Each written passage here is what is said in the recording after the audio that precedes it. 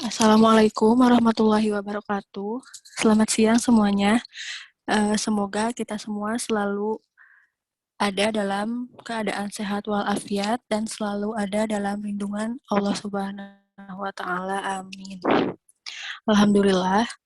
Pada kesempatan kali ini kami dari kelompok 8 akan mempresentasikan materi dari bab 9 yaitu tentang e-commerce dan entrepreneur.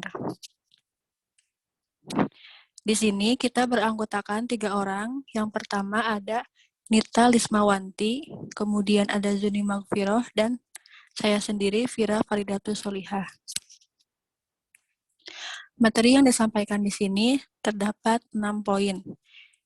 Dari faktor-faktor yang dipertimbangkan untuk meluncurkan e-commerce sampai cara perusahaan melacak hasil dari situs web itu sendiri.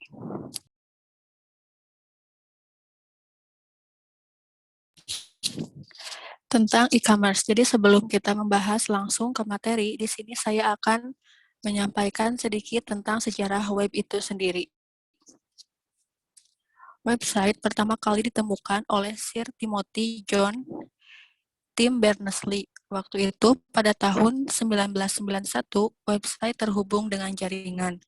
Namun pada saat itu website hanya sebatas media untuk bertukar informasi saja. Jadi jika kita buka website, isinya berarti hanya tentang informasi dan berisi teks-teks saja. Namun seiring dengan perkembangan zaman, sekarang banyak sekali website yang bermunculan. Nah, salah satunya yaitu website media sosial yang berfungsi sebagai tempat berinteraksi seperti Facebook, Instagram, dan sebagainya. Kemudian ada juga website pribadi, company profile, weblog, dan masih banyak lagi. Nah, pada kesempatan kali ini kita akan fokus untuk membahas tentang web e-commerce. Di mana web ini tentu saja sesuai namanya, e-commerce digunakan untuk melakukan aktivitas jual beli ataupun jasa secara online.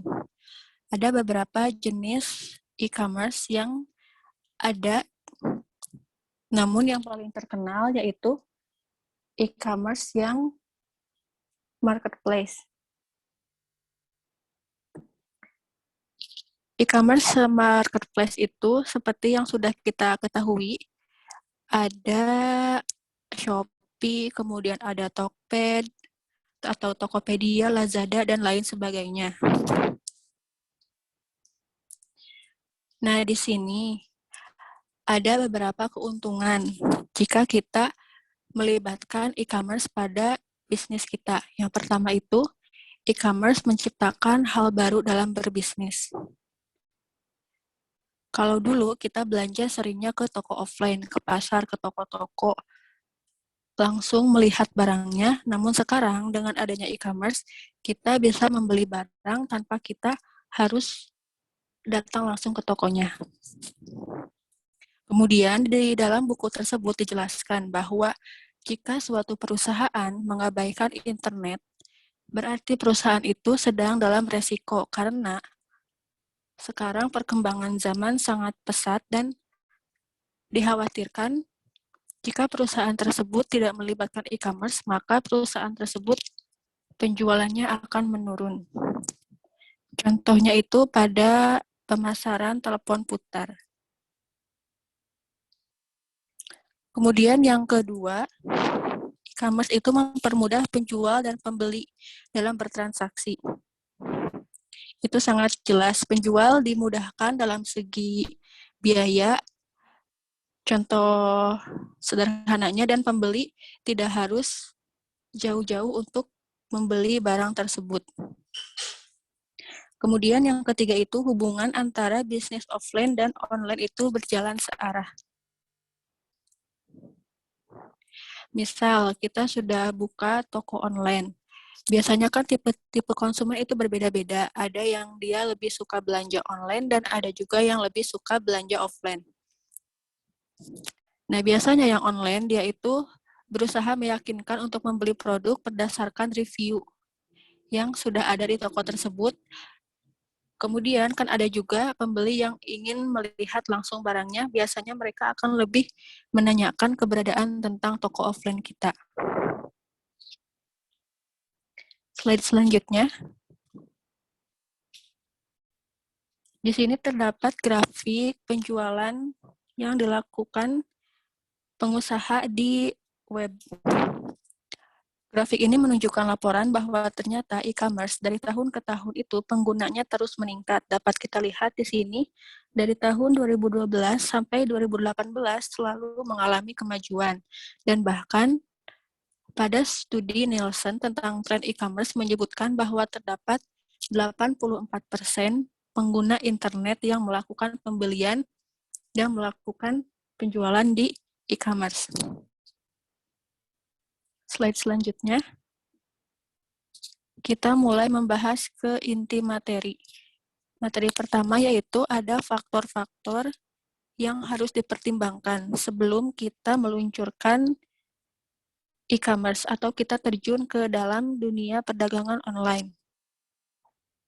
Selanjutnya, di sini ada beberapa pertimbangan yang harus dilakukan. Di sini terdapat dari awal ada cara perusahaan, bagaimana dia memanfaatkan interkonektivitas dan peluang internet sampai pada ujungnya cara mengukur keberhasilan penjualan menggunakan web. Atau dapat dijelaskan secara bahasa sederhananya, biasanya kan kalau misalkan kita mau jualan, itu yang pertama pasti ada produk. Kita sudah menentukan produk apa yang akan dijual, kemudian harga juga kita sudah menentukan. Nah, sebenarnya produk itu kan kita bisa jual online maupun offline. Di sini fokus kita akan melakukan penjualan secara online. Ada baiknya, dan ini memang harus dilakukan. Jadi sebelum kita melakukan penjualan online, kita harus mengetahui betul tentang e-commerce. Apa itu e-commerce, pengertiannya, sistem jualannya, jenis-jenisnya.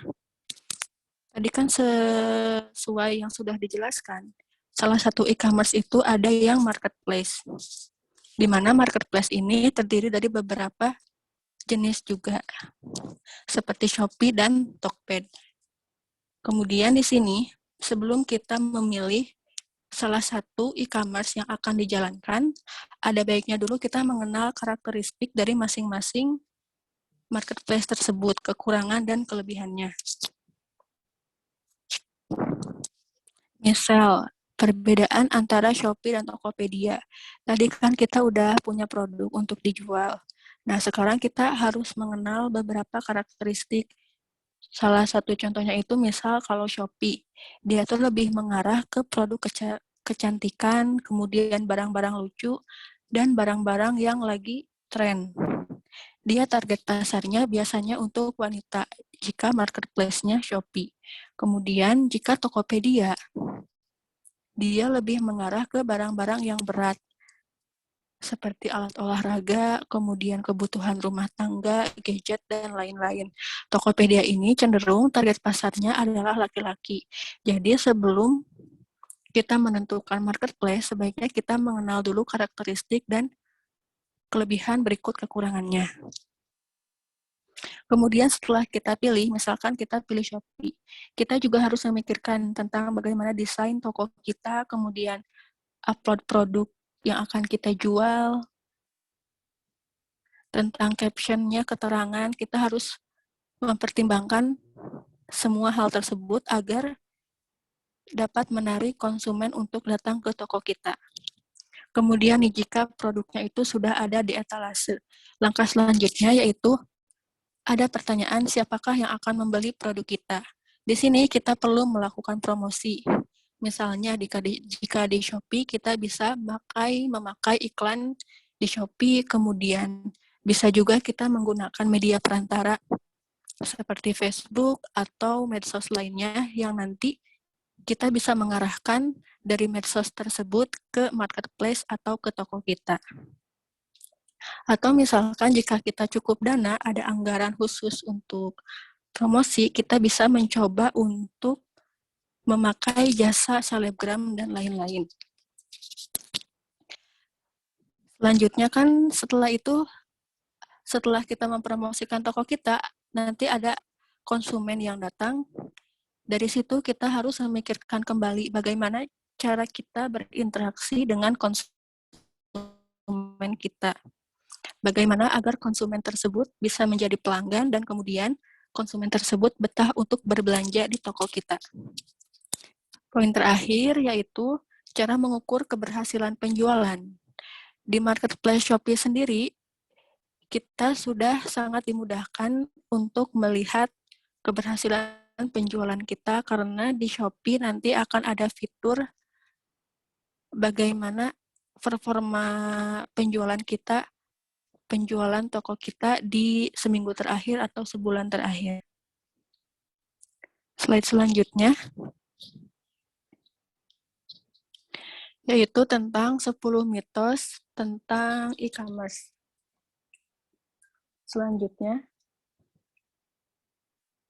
di sini ada 10 mitos tentang e-commerce.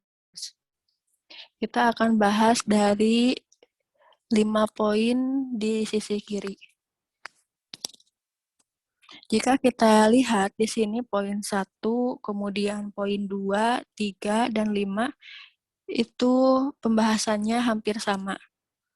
Seperti dengan meluncurkan web, pembeli akan berbondong-bondong. Setelah pembeli berbondong-bondong, otomatis kita akan menghasilkan uang dengan mudah di web itu. Kemudian, tidak perlu strategi untuk mendatangkan konsumen ke web kita. Sebenarnya, jika kita lihat, untuk mendatangkan konsumen, kita sangat perlu strategi. Dengan hanya membuat web saja, kita tidak bisa mendatangkan konsumen dengan cuma perlu melakukan promosi web kita berikut produk-produk. Kita harus rajin untuk memperkenalkan produk kita ke calon konsumen kita. Seperti halnya tadi, kita memperkenalkan produk kita lewat medsos seperti Instagram, kemudian menggunakan jasa selebgram, dan bisa juga menggunakan Instagram Ads atau Facebook Ads. Dengan begitu, nanti jangkauan konsumen kita bisa makin melebar. Contohnya saja jika kita menggunakan Facebook Ads. Di situ promosi berbayar dan kita bisa mengatur target pasar kita mau di wilayah mana dan gender kita targetnya mau wanita atau laki-laki. Kemudian dari jangkauan usia juga kita bisa mengatur itu. Poin yang keempat itu privasi bukan masalah penting di web. Jadi secara langsung tidak langsung kalau kita berjualan di web, itu pada proses pengiriman barang, otomatis kita akan mengetahui data konsumen kita dari nama, alamat rumah, berikut nomor HP yang aktif. Di situ kita dituntut untuk tidak memperjualbelikan data pribadi konsumen. Kita harus menjaga itu secara baik-baik. Kemudian di sini poin 6, teknologi adalah bagian terpenting dari setiap upaya e-commerce. Teknologi memang hal yang penting dalam e-commerce. Namun ada hal yang lebih penting dalam mendirikan e-commerce, yaitu hal-hal yang dasar tentang bisnis itu sendiri. Kemudian poin ke-7 menganggap pelayanan konsumen online itu tidak sepenting offline. Padahal online maupun offline konsumen harus diperlakukan secara baik. Misalnya kalau online kita memperlakukan konsumen dengan baik itu dengan membalas chat secara cepat, kemudian memberikan keterangan barang yang kita jual dengan detail, dan memperlakukannya dengan baik, dengan bahasa yang baik. Poin ke-8 itu situs web yang mencolok lebih baik daripada yang sederhana. Namun, yang penting di sini bukan tentang situs web yang mencolok atau yang sederhana, tapi situs web yang diinginkan di sini, yang diperlukan di sini adalah situs web yang dapat memudahkan pembeli dalam melakukan pembelian barang tersebut. Kemudian nomor 9 itu yang penting merancang situs web yang menarik. Ini seperti tadi poin 1, 2, 3, dan 5. Tidak hanya merancang, tapi kita juga harus mempromosikan web toko kita. Nomor 10, bisnisku tidak butuh web. Seperti yang sudah disinggung sebelumnya, banyak perusahaan yang tumbang dan banyak perusahaan yang muncul itu karena perusahaan tersebut tidak mengikuti zaman. Dan sekarang, di zaman yang sudah serba canggih ini, sangat kecil kemungkinan perusahaan bisa tumbuh tanpa adanya e-commerce. Pembahasan selanjutnya akan disampaikan oleh teman saya, Zuni Magfiroh. Waktu dipersilahkan. Ya, selanjutnya yaitu strategi untuk sukses e-commerce. Nah, jadi yang perlu kita ketahui terlebih dahulu, tujuan e-commerce itu sama dengan kayak pasar tradisional lainnya atau bisnis lainnya, yaitu untuk meningkatkan pendapatan penjualan, melayani pelanggan juga, dan untuk meningkatkan laba. Nah, lalu apa atau bagaimana cara untuk membangun strategi e-commerce yang sukses pada perusahaan kecil. Nah, yang pertama itu fokus pada niche di pasar atau ceruk pasar. Jadi, seperti yang kita tahu bahwa niche ceruk pasar itu kan banyak kategori, mungkin bisa terkait pada profil pelanggan, produk, penggunaan produk, atau yang lainnya. Misal kalau di Tokopedia itu kan banyak kategori market yang bisa kita pilih. Nah, misalkan kita terpaku pada ceruk pasar, memilih ceruk pasar itu, jadi kita misal mau mencari jualan fashion muslim. Nah, jadi kita fokusnya itu pada satu fashion, yaitu misalnya kerudung. Lalu selanjutnya ada kembangkan komunitas. Nah, untuk mengembangkan komunitas ini, web e-commerce itu bisa juga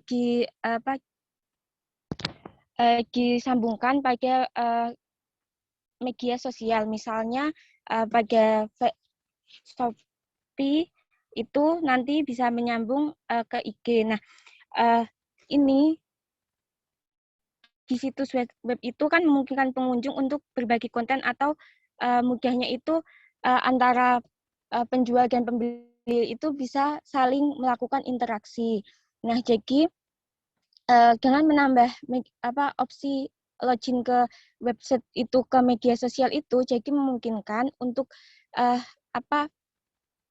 konsumen itu bisa berinteraksi dengan penjual seperti itu.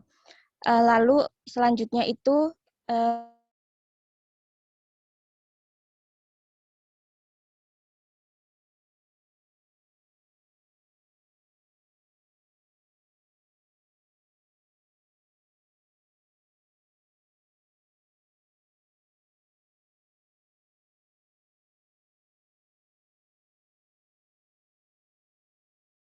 media sosial itu, dari media sosial tersebut kita bisa sebagai pengusaha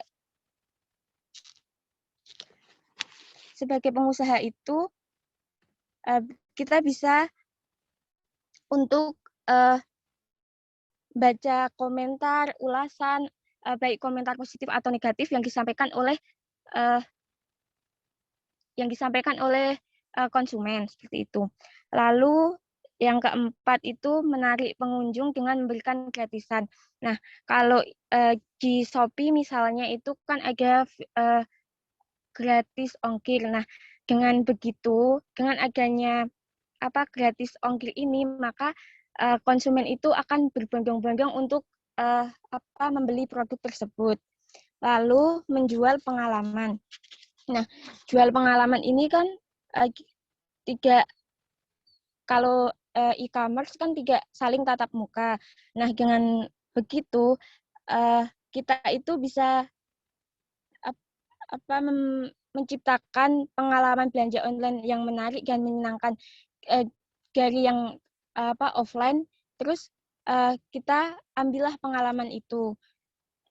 Lalu selanjutnya ada membuat email secara kreatif, tetapi hindari spammer. Nah, karena email yang spammer yang menyepam ini sangat mengganggu bagi konsumen. Yang ketujuh itu ada pastikan situs web mengatakan kredibilitas. Nah, ini artinya website ini tuh benar-benar aman dan dipercaya baik pengelolaannya maupun konten atau berita yang disampaikan. Misalnya kalau di Shopee itu terkait ulasan atau rating jujur yang diberikan oleh pelanggan. Jadi benar-benar transaksi yang dilakukan dalam e-commerce tersebut itu aman, seperti itu. Yang ke-8, memanfaatkan jangkauan web secara maksimal. Nah, kita dapat memanfaatkannya itu jangkauan web itu untuk secara global gitu. Misalnya dengan memberikan fitur tambahan bahasa atau negara yang ada di e-commerce gitu.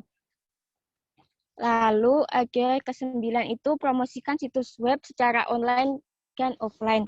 Nah, cara mempromosikannya itu bisa melalui kalau yang lain itu bisa iklan di TV, terus secara offline itu bisa dengan surat kabar, koran, atau jenis lainnya. Terus yang ke-10, menjangkau jangkauan global web. Nah, ini artinya e-commerce website itu harus menjangkau ke seluruh global gitu, menyeluruh. Terus selanjutnya yang ke-11, gunakan alat media sosial untuk menarik dan menjaga pelanggan. Nah, jadi ini ada kaitannya dengan yang kembangkan komunitas. Jadi gunakan alat media sosial misalnya Facebook, IG, ataupun WA untuk menarik pelanggan dan menjaga pelanggan. Jadi antara antara penjual dengan pelanggan itu saling bisa berinteraksi. Nah, nanti misalnya dengan begitu nanti bisa menggait pelanggan agar berbondong-bondong untuk ke toko itu. Yang ke-12 yaitu kembangkan strategi optimalisasi mesin pencarian yang efektif. Nah, ini kita sebagai pengusaha yang baik itu pengoptimalan mesin telusur strategi ini tuh gunanya itu untuk di pemasaran online gitu. Nanti misalnya ada search engine optimization atau SEO. Nah, SEO ini apa? Ini tuh search engine yang berguna untuk ketika orang akan mencari baju di e-commerce itu, jadi nanti tinggal mengetikkan orang membantu website itu untuk menemukan web halaman utama pencarian. Jadi sekali klik di pencarian nanti maka akan langsung diklik yang pertama, muncul yang pertama gitu. Situs web yang membunuh. Nah, yang pertama, pahami target pelanggan. Nah, sebelumnya ya merancang situs web yang membunuh ini tujuannya untuk menarik pengunjung.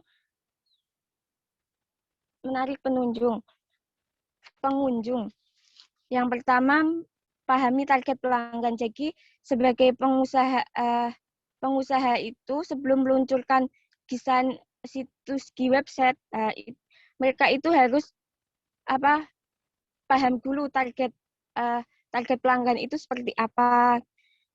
Lalu yang kedua, berikan yang diinginkan pelanggan. Nah, alasan utama orang berbelanja online itu kan untuk mendapatkan kenyamanan. Nah, jadi Untuk itu, kita sebagai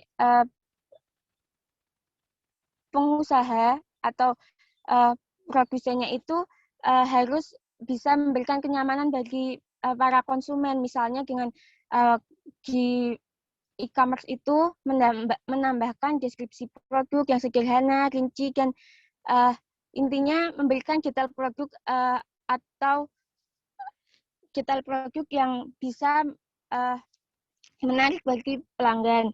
Lalu yang ketiga, pilih nama domain intuitif. Nah, domain ini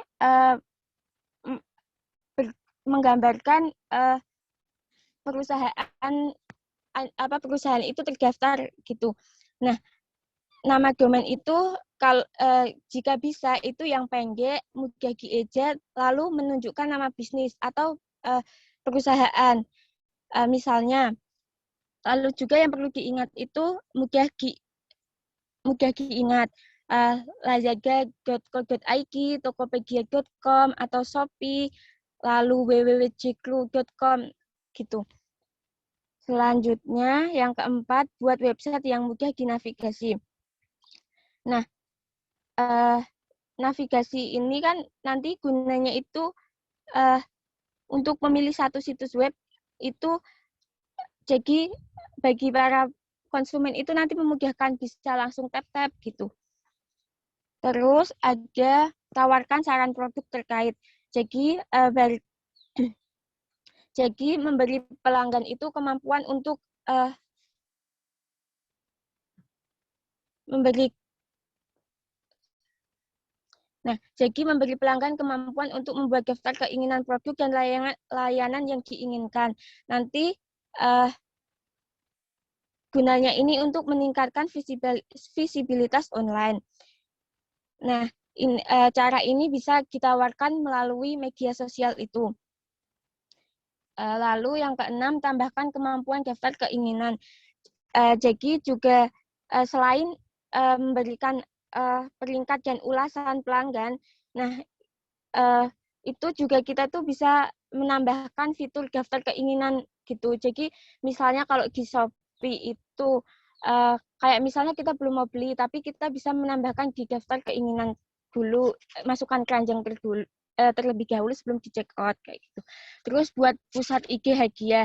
Nah, untuk pusat IG hadiah ini bagi e-commerce atau marketplace yang lainnya itu bisa dengan memberikan giveaway gitu. Nah, dengan adanya hadiah ini, maka nanti itu konsumen itu akan semakin tertarik dengan toko marketplace tersebut.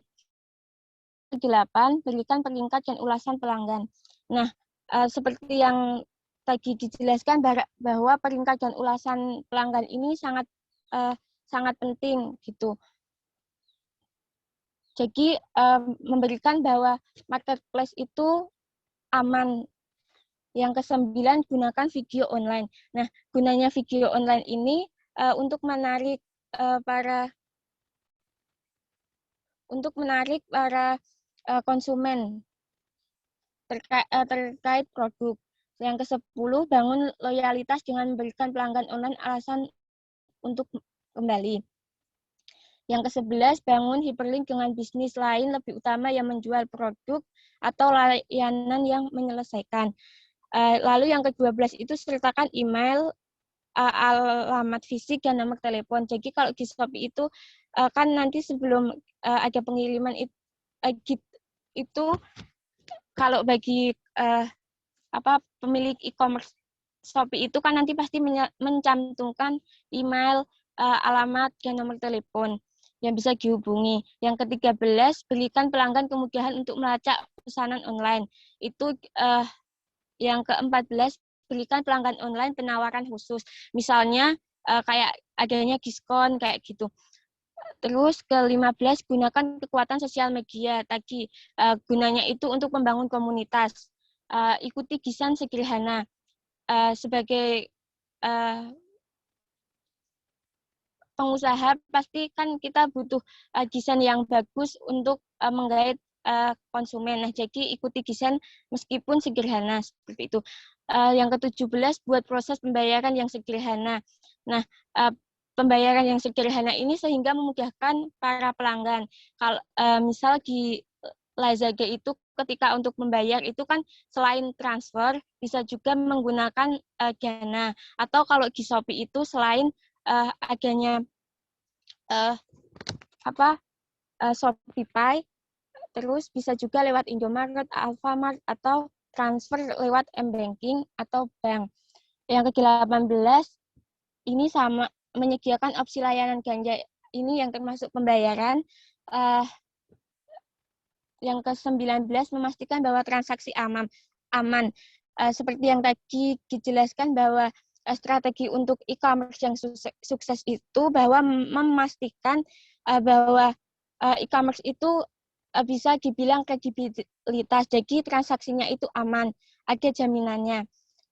Terus yang ke-20 menetapkan biaya pengiriman dan penanganan yang wajar dan memposting di muka. Jadi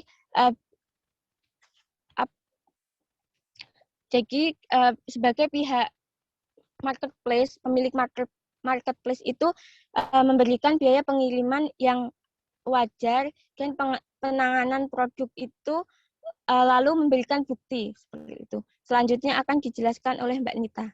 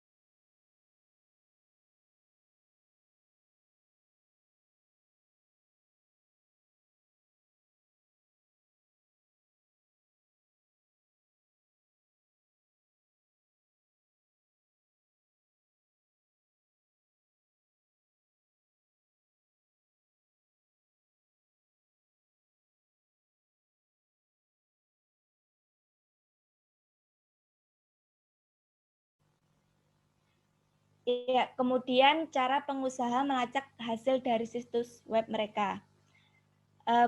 Perusahaan memberikan apa yang diinginkan pelanggan. Salah satu pilihan untuk melacak aktivitas web adalah melalui perangkat lunak analisis log. Log server itu akan merekam setiap halaman, grafik, klip audio, atau foto yang diakses pengunjung situs. Dan perangkat lunak analisis log itu akan menganalisis yang menghasilkan bagaimana perilaku pengunjung saat mereka masuk ke situs. Metrik utama untuk mengukur keefektifan kinerja situs itu mencakup biaya berakuisisi, rasio pentalan, rasio pengabaian keranjang, dan rasio konversi.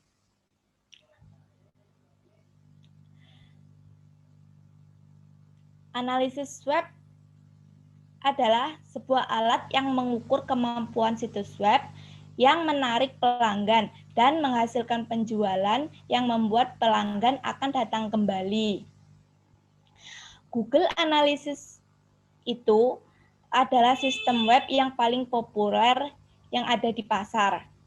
Tetapi banyak perusahaan lain juga menawarkan paket perangkat lunak analisis web lainnya.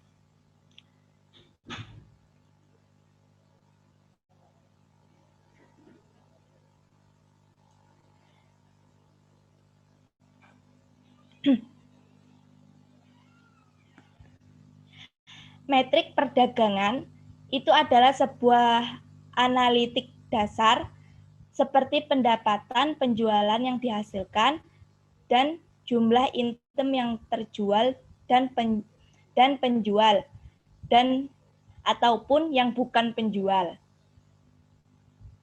Pengukuran segmentasi pengunjung itu adalah pengukuran yang akan memberikan informasi berharga kepada wirausaha tentang pembeli dan pelanggan online. Termasuk itu mereka akan termasuk apakah mereka kembali atau akan datang pelanggan yang baru.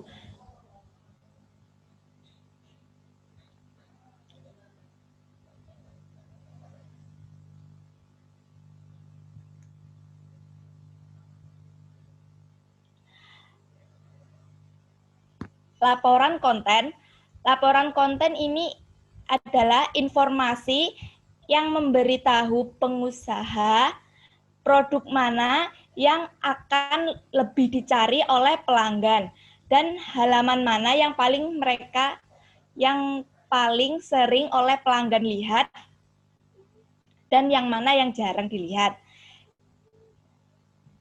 Cara mereka menavigasi situs, berapa lama mereka tinggal pada halaman yang mereka buka saat kemudian mereka keluar. Pengukuran proses. Pengukuran proses ini membantu pengusaha untuk memahami bagaimana situs web mereka menarik pengunjung dan mengubahnya menjadi pelanggan. Lanjut slide-nya.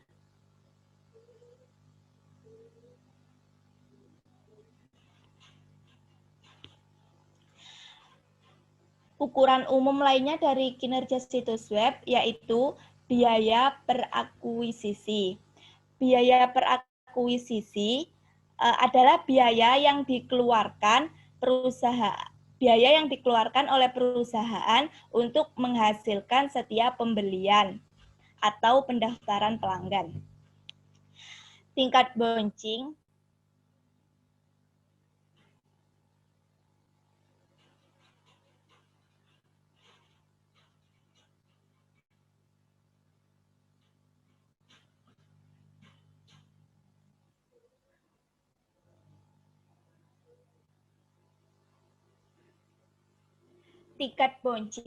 itu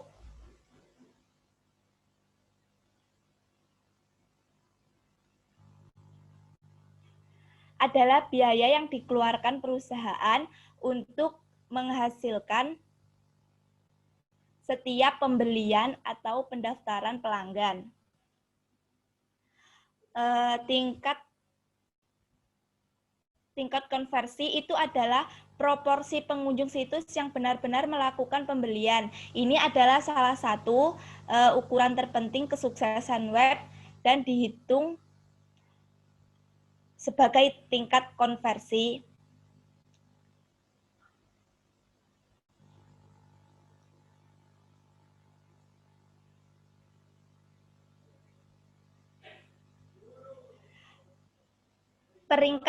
Peringkat mesin pencari, tingkat pengabaian keranjang adalah persentase pembeli yang menempatkan setidaknya satu item di keranjang belanjanya, tetapi tidak pernah menyelesaikan transaksi. Jadi dia hanya menyimpan di dalam keranjang saja.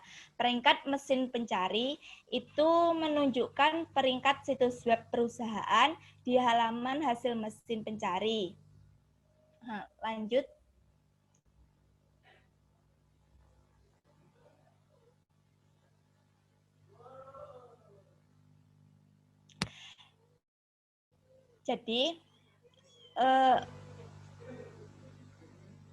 Jadi cara bisnis elektro memastikan privasi dan keamanan informasi yang mereka kumpulkan dan simpan dari web seperti 3 poin berikut. Poin pertama yaitu pemasaran harus mengetahui pelanggan mereka. Jadi untuk mengetahui pelanggan, perusahaan harus mengumpulkan informasi dan menyimpan dalam database yang dapat digunakan untuk melaksanakan pemasaran database. Database pelanggan itu berisikan semua nama pelanggan, alamat, transaksi, masa lalu, dan terkadang bahkan data demografis dan psikografis atau kegiatan minat dan pendapatan.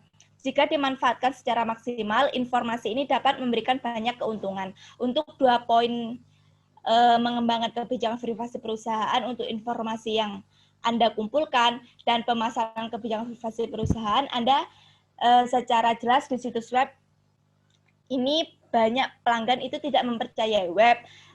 Jadi terutama perusahaan yang tidak mereka kenal, satu server terbaru melaporkan bahwa 43% orang dewasa tidak mempercayai bisnis online dengan pribadi mereka. 17% pembeli online telah meninggalkan belanja mereka gerobak belanja mereka karena masalah keamanan. Jadi perlunya mengembangkan kebijakan privasi perusahaan dan untuk informasi ini dapat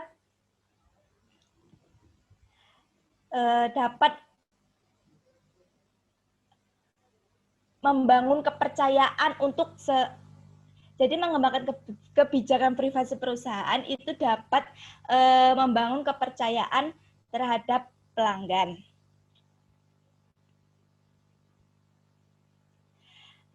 Sekian untuk presentasi dari kelompok 8.